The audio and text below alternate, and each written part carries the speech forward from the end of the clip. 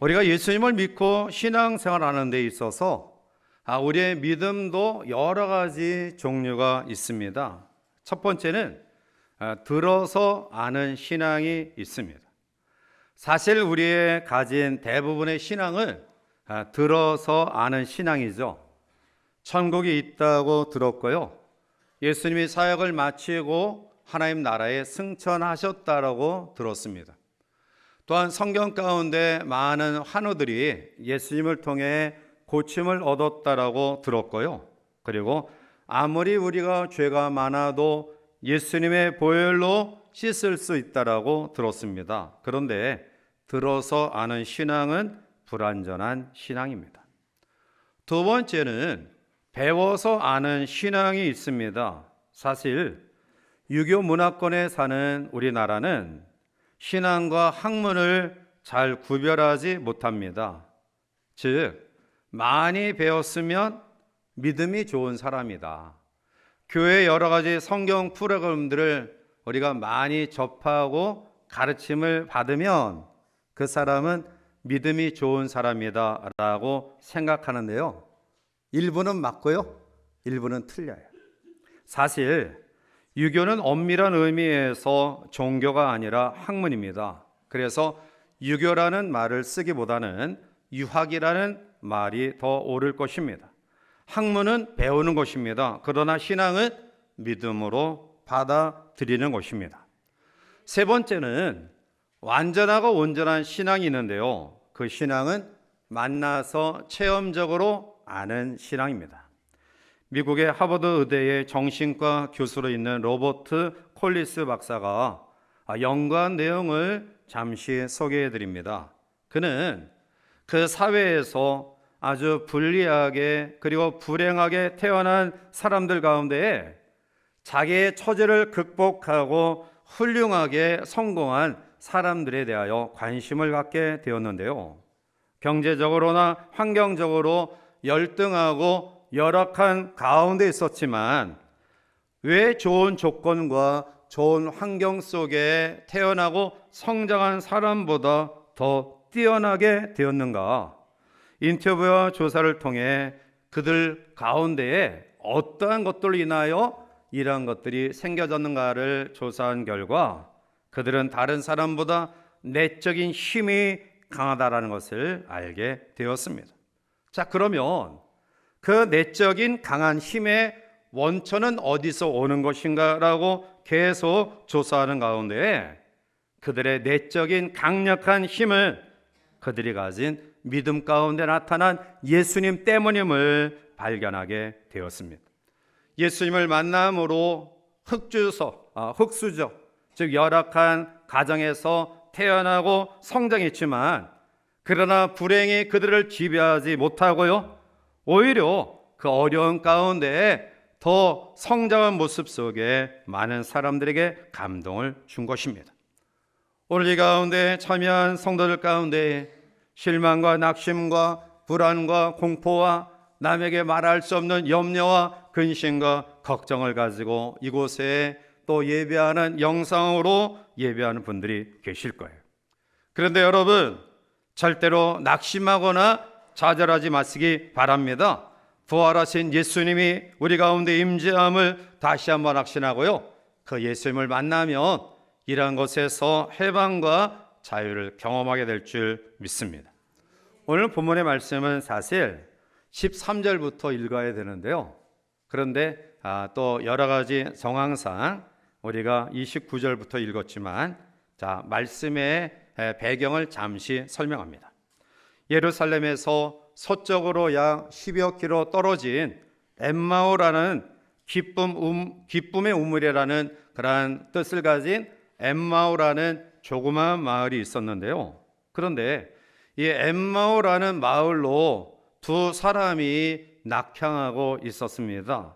그 두 사람은 오늘 본문 18절에 보면 한 사람의 이름은 글로바라고 명시되어 있지만 다른 사람의 이름은 나타나 있지 않아요. 아무튼 간에 두 사람이 예루살렘에서 엠마오로 내려가는 과정 속에 그들은 낯선 그러한 동행자를 만나게 됩니다.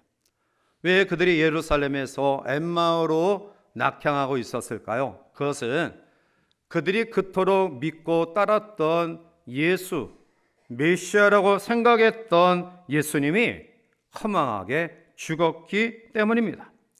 십자가에서 그렇게 허망하게 죽는 예수님을 보면서 그들이 가지고 있었던 꿈이 산산조각 났고요.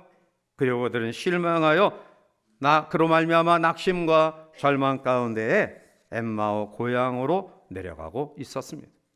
그런데 그때 낯선 동행자가 나타납니다. 그리고 그분과 함께 이야기를 나누는 가운데에 다시 한번 믿음을 회복하고요, 예루살렘으로 올라가 그 아름다운 복음을 전하는 그러한 장면이 오늘 본문에 기록된 내용이에요. 복음서를 읽다 보면 예수님을 만나서 변화된 사람들의 이야기가 수없이 등장하고 있습니다.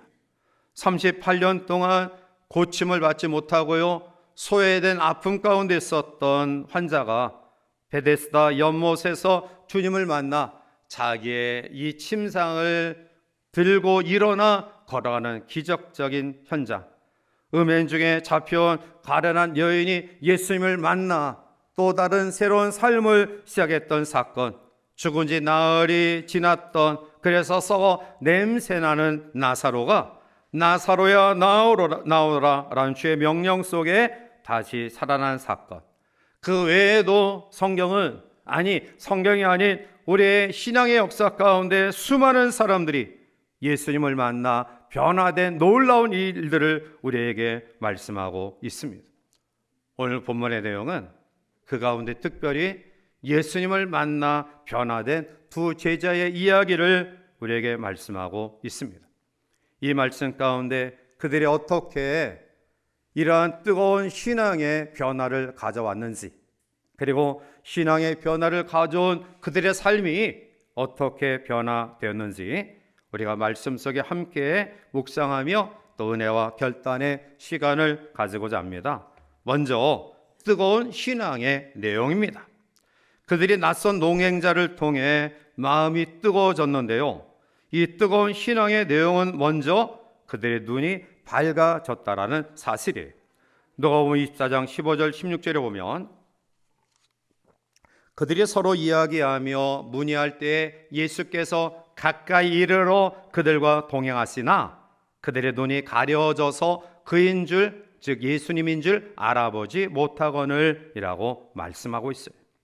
두 제자는 낯선 동행자가 예수님이었음에도 불구하고 알아보지 못했습니다. 그 이유를 16절에 보면 그들의 눈이 가려졌기 때문이다 라고 이야기해요. 눈이 가려졌기 때문에 낯선 동행자가 예수님인지를 발견하지 못했다는 거예요. 여기에는 몇 가지 이유를 우리가 들 수 있겠죠. 하나는 엠마오는 예루살렘에서 서쪽으로 떨어진 그러한 곳에 있기 때문에 오늘 실망하여 고향으로 나아가는 제자들은 지는 해를 바라보면서 엠마오로 가고 있었어요. 저도 교회에 갈 때에 이제 아침에 출근할 때 보면 태양빛이 정면으로 저에게 내려져요. 그러면 눈이 부셔가지고 앞에서 오는 사람이 누구인지를 잘 알 수 없어요. 그래서 그냥 고개 숙이고 땅만 쳐다보며 갑니다. 왜냐하면 우리 집사람이 선크림을 바르라고 했는데 아직 나 피부 자신만만하다. 그래서 선크림 안 바르고 이제 오니까 이 태양빛이 얼마나 뜨거운지 얼굴이 탈 것 같아가지고 그래도 게을러서 안 발랐지만 고개 숙이고 될 수 있으면 태양이 저한테 안 비추도록. 아무튼 간에 태양을 마주보고 걸어갈 때는 사실 젊은 사람들도 눈 좋은 사람도 앞에 사람을 정확하게 분별할 수 없어요.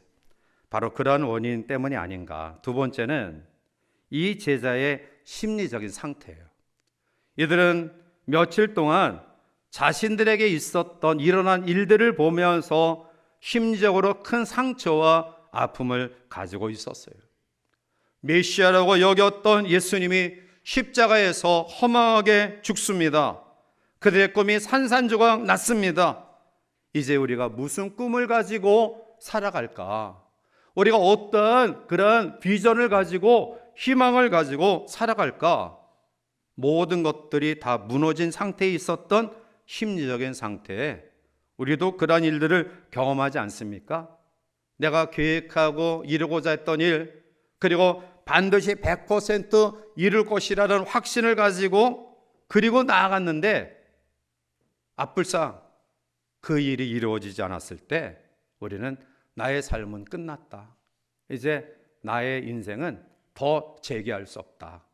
이러한 심리적인 압박감을 가지면 주변의 사람에 대한 격려와 위로와 또 아무리 좋은 것도 감흥이 우리 가운데 있지 않아요. 아마 이러한 상황이 아닌가라고 생각해 볼 수 있겠죠. 그러나 중요한 사실은 눈이 가려졌다라는 이 현상은 더 영적인 심층적인 의미가 이 가운데 있습니다. 우리는 일상적으로 진리에 대하여 눈 감고 살아가는 경우가 많아요. 피상적으로 어떠한 것만을 우리가 보고 느낄 뿐이지 정말 우리가 가장 중요하게 지향하는 영적인 세계에 대한 진리를 경험하지 못하는 경우가 많아요. 교회 생활 가운데도 많은 사람들이 앞에서 이야기했던 것처럼 들어서 내가 믿음이 있다라고 착각하기도 하고요. 교회 여러 가지 성경 프로그램들을 내가 거쳤기 때문에 내가 하나님 앞에 믿음 있는 사람이라고 생각하기도 해요. 그러나 그 마음속에 하나님의 진리가 살아 움직이지 않으면 우리는 영적인 눈이 멀게 되고요. 그리고 그 속에서 바른 것들을 분별할 수 없게 되어져요. 이들은 혹시 다른 것에 눈이 팔려 있지는 않았는가요? 세속적인 욕심에 그들의 관심이 집중되어 있지는 않느냐라는 것입니다. 그래서 가장 귀한 영적인 세계를 발견하지 못하지 않았느냐라는 거예요. 그런데 이 두 제자와 함께 더불어 낯선 동행자가 대화를 시작해요.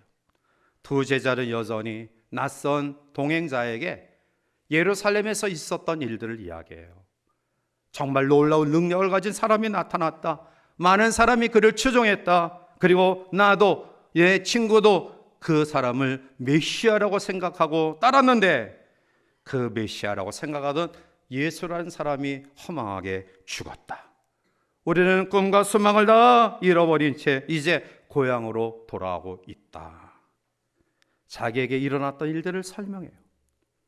예수는 이 두 제자에게 구약 성경을 근거해서 그리스도의 고난과 영광에 대하여 말씀을 가르칩니다. 그리고 그들은 이 낯선 동행자의 가르침 속에 감동을 받아서 이렇게 권고하죠. 29절 말씀 가운데 보면 그들이 강권하여 이르되 우리와 함께 유하사이다. 때가 저물어가고 날이 이미 기울었나이다 하니 이에 그들과 함께 유하로 들어가시니라. 그들은 좀 더 대화하고 싶었어요. 그래서 낯선 동행자에게 강청해서 여관에 머물게 됩니다. 그리고 그날 저녁 식사를 하게 되었을 때 예수님께서 떡을 가지사 축사하신 후 떼어 두 제자에게 주었을 때 그들의 눈이 밝아져 비로소 부활하신 예수님을 알아보게 되었어요. 오늘 우리의 신앙 가운데에 지혜의 진리를 예수 그리스도를 발견하여 영적인 눈이 활짝 열려서 보이지 않는 영적인 그 깊은 세계를 발견하는 우리 모두가 되시기를 주님의 이름으로 축복합니다. 두 번째는 이들의 마음이 뜨거워졌어요. 32절에 그들이 서로 말하되 길에서 우리에게 말씀하시고 우리에게 성경을 풀어주실 때 우리 속에서 마음이 뜨겁지 아니하더냐고. 아멘. 우리에게 말씀하시고 우리에게 성경을 풀어주실 때 그들의 마음이 뜨거워졌어요. 두 제자가 낙심한 이유는 메시아의 고난에 대해서 이해하지 못했어요. 그들은 예수님을 통해 영광의 그 나라를 환상 가운데 품고 따랐습니다. 그런데 주님이 죽었어요. 로마 압제에서 해방시킬 능력을 가진 그들이 지금까지 경험하지 못했던 위대한 사람 예수님이 죽었어요. 십자가에 달리실 때 멋지게 대항하지도 못했고요. 그리고 그동안 베풀었던 능력을 펼치지도 못하고 나약한 모습으로 사람들의 조롱과 비난을 받으며 어이없이 죽었어요. 그래서 그들은 실망한 거예요. 내 계획, 내 뜻, 내 바람대로 이루어지지 않은 상황 속에 그들은 실망하고 절망했습니다. 그런데 낯선 동행자는 이들에게 그들의 무지함을 깨우쳐줘요. 25절, 26절에 이르시되 미련하고 선지자들이 말한 모든 것을 마음에 더디 믿는 자들이요 그리스도가 이런 고난을 받고 자기의 영광에 들어가야 할 것이 아니냐 하시고 아멘. 그리스도가 고난을 받고 그리고 영광에 들어가야 된다. 메시아의 비밀을 깨달았을 때, 고난 이후에 영광의 주님을 바로 알았을 때 그들의 마음은 불타듯 뜨거워졌어요. 여러분, 우리의 삶 속에 여러 가지 문제와 아픔과 회의와 열심히 식어갈 때 여러분들은 어떻게 그 문제를 해결하려고 노력하십니까? 그냥 아무런 힘도 없이 무기력하게 주저앉아 계십니까? 아니면 누군가가 나에게 위로하고 용기를 준 사람과 상담하십니까? 물론 그러한 것들 우리에게 어느 정도 힘이 되어줄 수 있지만 가장 좋은 해결책은 언제나 하나님의 말씀으로 돌아가는 길임을 믿으시기 바랍니다. 말씀을 읽을 때, 말씀을 들을 때 이들의 마음이 뜨거워졌고요, 불신의 마음에서 믿음의 신앙으로, 절망에서 소망으로, 슬픔에서 기쁨으로 바꾸어졌습니다. 오늘 이 아침 우리의 마음의 상처와 아픔과 고민을 가지고 있는 성도들이 계시다 한다면 이 시간 주의 말씀 속에 다시 한번 뜨거워지는 은혜가 우리 가운데 있기를 주님의 이름으로 간절히 축원해 드립니다. 자, 그러면 이러한 뜨거운 신앙의 방법이 뭘까요? 그것을 경험하는 방법이 뭘까요? 오늘 성경은 고난의 의미를 발견할 때 우리의 마음이 뜨거워져요. 우리 모두는 너나 할 것 없이 고난 없는 행복한 삶을 꿈꾸죠. 될 수 있으면 어려움이 없이 우리의 꿈을 이루기를 원해요. 우리의 가정도 별 문제 없이 행복하기를 원하고요. 또 우리의 자녀들도 아무 탈 없이 좀 잘 성장하고 세워졌으면 좋겠어요. 그런데 여러분, 고난 없이 인생을 살아온 사람이 어디 있을까요? 그런데 문제는 우리 모두가 고난과 아픔을 경험하는데요. 그런데 그 고난과 아픔이 문제가 아니라 그 아픔과 고난을 경험하는 우리의 마음이 문제예요. 왜냐하면 대부분의 사람들은 그런 아픔을 경험할 때 내가 지구상에 제일 불행한 사람이다, 내가 아는 사람들 가운데 내가 제일 불행한 사람이야, 이런 아픔과 고통을 다른 사람은 경험하지 않았고 나만 이런 아픔을 경험하고 있어요. 내 자녀만 문제가 있고요, 내 가정만 아픔이 있고요, 나의 삶에만 고통이 있어. 그러나 여러분, 제 가운데 태어난 인생은 삶 자체가 고난의 연속이에요. 베드로전서 2장 19절 20절에 부당하게 고난을 받아도 하나님을 생각함으로 슬픔을 참으면 이는 아름다우나 죄가 있어 매를 맞고 참으면 무슨 칭찬이 있으리요. 그러나 선을 행함으로 고난을 받고 참으면 이는 하나님 앞에 아름다우니라. 아멘. 결국 중요한 것은요, 우리가 고난을 당할 때 고난의 이유를 깨닫는 거예요. 고난의 의미를 발견할 때는 우리가 그 아픔과 고통 속에 감사할 수 있고요, 그리고 충분히 이겨나갈 만한 그러한 능력을 경험하게 되는 거예요. 더군다나 하나님을 믿는 성도에게 의미 없는 고난은 없어요. 하나님 우리의 삶에 필연적으로 역사합니다. 우연히 우리가 잘 된다, 우연히 우리가 어렵다, 아니에요. 하나님은 반드시 하나님의 백성들을 향한 계획을 가지고 계셔요. 우리가 그 하나님의 뜻을 모르기 때문에 쉽게 절망하고 쉽게 불평하고 쉽게 원망하고 쉽게 낙심하는 거예요. 히브리 12장 11절에 모두 징계가 당시에는 즐거워 보이지 않고 슬퍼 보이나 후에 그로 말미암아 연단받은 자들은 의와 평강의 열매를 맺느니라. 아멘. 신앙 안에서 때로는 고난이 축복일 수 있음을 믿으시기 바랍니다. 두 번째로는 주님을 만날 때에 우리의 마음이 뜨거워져요. 신앙의 열정이 식으면 냉기만 흐르죠. 그 사람은 감동도 없어요. 감격도 없어요. 느낌도 없어요. 그리고 스스로 그 냉혈 동물처럼 그 자신을 가둬요. 말씀을 들어도, 위로를 받아도, 또 권면을 받아도 아무런 느낌이 없어요. 그냥 차디찬 그 자기가 가둬온 그 속에서 스스로 지옥 같은 삶을 살아요. 얼마나 어리석고 불행한 삶입니까? 이러한 상황을 요한계시록 3장 1절에 사대 교회를 향하여 책망합니다. 사대 교회 사자에게 편지하라. 하나님의 7영과 7뼈를 가지시니가 이르시되 내가 내 행위를 아노니 내가 살았다는 이름은 가졌으나 죽은 자로다. 죽은 자로다. 감동도 없는 삶, 기쁨도 없는 삶, 주변의 따뜻한 격려도 받아들이지 못하는 그러한 차가운 마음은 죽은 자다. 여러분, 우리의 가슴에 불이 붙어 오르기를 원합니다. 우리의 마음이 뜨거워지기를 원합니다. 생명과 능력과 축복의 역사가 주의 말씀 속에 주님을 인격적으로 체험함으로 경험되어지는 은혜가 이 아침 우리 가운데 있기를 주님의 이름으로 축복합니다. 세 번째는 영의 눈이 밝아질 때예요. 엠마로 내려가던 주 제자 주님과 동행함으로 한 식탁에 앉아 같이 식사를 나누고요, 교제하고 주님이 축사하실 때 그들의 영이 띄어지게 돼요. 보이지 않던 주님을 보게 되죠. 부활의 주님을 발견하게 됩니다. 깨닫지 못했던 복음의 비밀을 알게 되고요, 사명을 깨달아 다시 예루살렘으로 옮겨가요.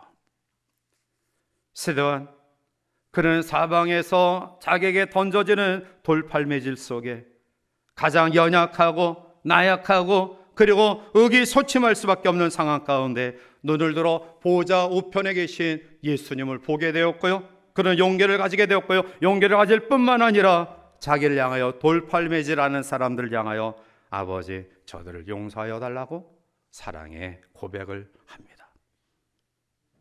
모세는 눈이 열려 시내산 가시덤불 그 불 가운데 하나님의 실존을 깨닫고요, 사명자로 세워집니다.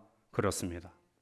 오늘 우리의 영이 열려질 때 우리는 다시 한번 용기를 얻게 되고요, 능력을 경험하게 되고요, 그리고 사랑을 실천할 수 있는 사람으로 변화되어집니다. 이러한 축복이 우리 가운데 넘쳐나기를 주님의 이름으로 간절히 기원해 드립니다.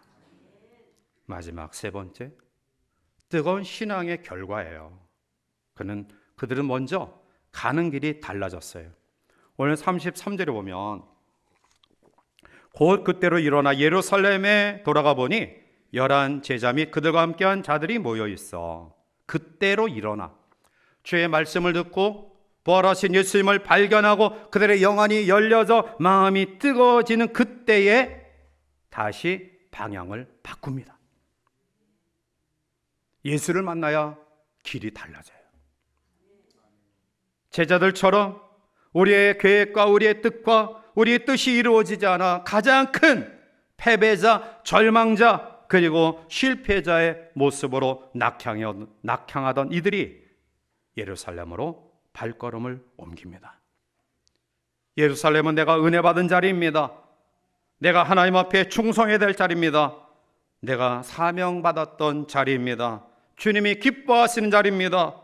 언제까지 방황하며 주저앉으며 멈춘 가운데 있으려십니까? 주여, 오늘 이 시간 제자들처럼 주님을 만나 우리의 방황하던 자리에서 벗어나 예루살렘으로 발걸음을 옮기는 회복과 부흥의 역사가 우리 가운데 있기를 원합니다. 두 번째는 말이 달라졌습니다. 35절에 두 사람도 길에서 된 일과 예수께서 떡을 떼심으로 자기들에게 알려주신 것을 말하더라. 그들은 예수님이 죽었고 그리고 실망해서 돌아가는 과정 속에 예수님이 살아나셨다라고 여인들이 만났다라는 이야기를 들었습니다. 그런데 그들이 직접 엠마오 도상에서 부활의 주님을 만납니다. 그리고 사도들에게 가서 우리들도 만났다. 여인들이 이야기하던 그 사실이 사실이다. 우리도 경험했다. 슬픈 빛을 띠고요, 감흥도 감동도 기쁨도 없이 낙향하던 그들, 한숨 소리가 가득했던 그들 온데간데 사라졌고요. 부활의 주님을 통해 기쁨과 감격으로 주님을 전해요. 사도행전 4장 20절에 우리는 보고 들은 것을 말하지 아니할 수 없다니 라고 초대교회 성도들이 고백합니다. 그들이 얼마 전까지는 어떠한 사람들이었습니까? 예수 믿는 믿음을 나타냈을 때 우리도 옥에 갇힐 것이다, 죽을 것이다 라고 방문을 꼭꼭 걸어 잠그고 두려움에 떨던 자들이 아니었습니까? 그런데 그들이 부활하신 주님 성령 충만을 경험하니까 똑같은 사람이 그렇게 변화되어졌다는 거예요. 오늘 우리 입술의 변화가 우리 가운데 있기를 원합니다. 부정적, 또 불평, 원망, 정죄, 비난, 그것은 스스로 우리의 삶을 차디찬 감옥으로 몰아넣는 삶이에요. 예수님을 만나고요, 우리의 영혼이 열리고 마음이 뜨거워지면 우리의 언어가 달라져요. 그래서 같이 있고 싶어요. 왜? 위로하고 용기 주고 격려하고 소망 주니까 같이 있고 싶은 거예요. 근데 같이 있으면 맨날 불평하고 원망하고 비난하고 정죄하고 하니까 같이 있고 싶은 마음이 없는 거예요. 따라합시다. 같이 있고 싶은 사람이 되자. 언어가 바뀌어야 돼요. 언어가. 말이 바뀌어야 돼요. 마지막 세 번째로 그들은 믿음이 달라졌어요. 길에서 예수님을 만난 후 희미했던 믿음이 확실해졌어요. 앞에서 이야기했던 들어서 알았던 믿음, 그리고 가르침을 받는 정도로 머물렀던 믿음 흔들렸죠. 그들은 그 믿음이 온전하지 못했음을 낙향하는 모습으로 우리에게 보여주었는데요. 그런데 그들의 믿음이 달라졌어요. 말씀을 맺습니다. 잠시 여러분들이 걸어가는 길을 한번 살펴보세요. 엠마오로 가는 걸음, 낙향하는 걸음, 실망과 패배자, 실패자의 모습을 가진 걸음이 아닌가요?